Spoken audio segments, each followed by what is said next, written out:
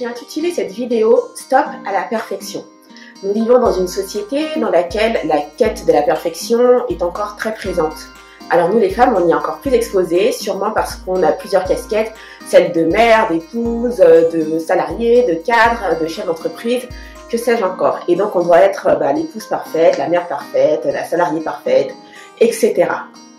Alors pour celles qui ont un projet entrepreneurial en tête et qui aimeraient lancer leur business, je vais vous expliquer pourquoi la quête de la perfection peut vous empêcher de démarrer.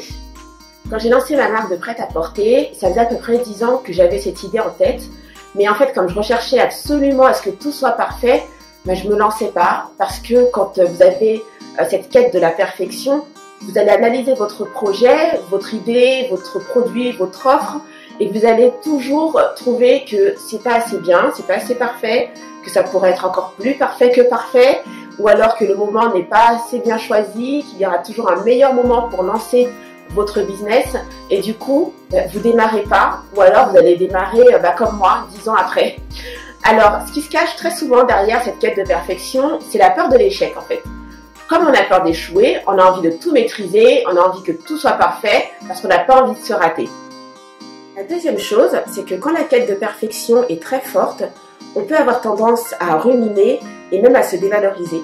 Puisque comme vous n'avez pas réalisé votre projet, et que vous voyez peut-être des amis, des connaissances ou des inconnus lancer leur business, vous allez avoir tendance à ruminer et avoir des pensées assez négatives du type « Oh là là, j'y arrive pas, je suis nulle, je suis bonne à rien, etc. » Alors, c'est pour ça que c'est important de laisser tomber cette quête de la perfection et d'aller plutôt vers quelque chose qui est l'exigence. Alors, l'exigence et la perfection, c'est pas la même chose.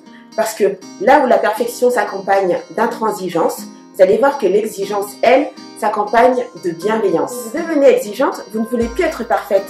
Vous voulez uniquement être une meilleure version de vous-même. Vous voulez être meilleure que celle que vous étiez le mois dernier, ou celle que vous étiez l'année dernière, ou celle que vous étiez il y a 3 ans. Et donc, c'est cette philosophie-là que vous allez prendre et qui va vous accompagner pour créer votre entreprise. Vous n'allez pas attendre que votre produit soit parfait ou que votre offre soit parfaite. Vous allez vous lancer avec l'idée que vous allez vous améliorer en chemin. Alors sûrement en prenant en compte le retour de vos clients ou de vos partenaires commerciaux et puis aussi en apprenant de vos erreurs.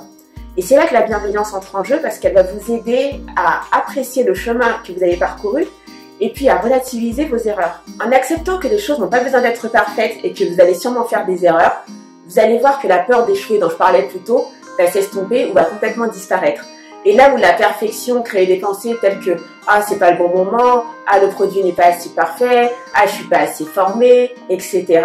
L'exigence, elle, va créer une pensée telle que « Ok, je suis pas encore la big businesswoman que je voudrais être, mais je ne suis déjà plus la femme qui avait simplement une idée en tête. » Et c'est ça qui va vous aider à vous motiver, qui va vous aider à vous améliorer, à améliorer votre produit ou votre offre et à créer votre entreprise.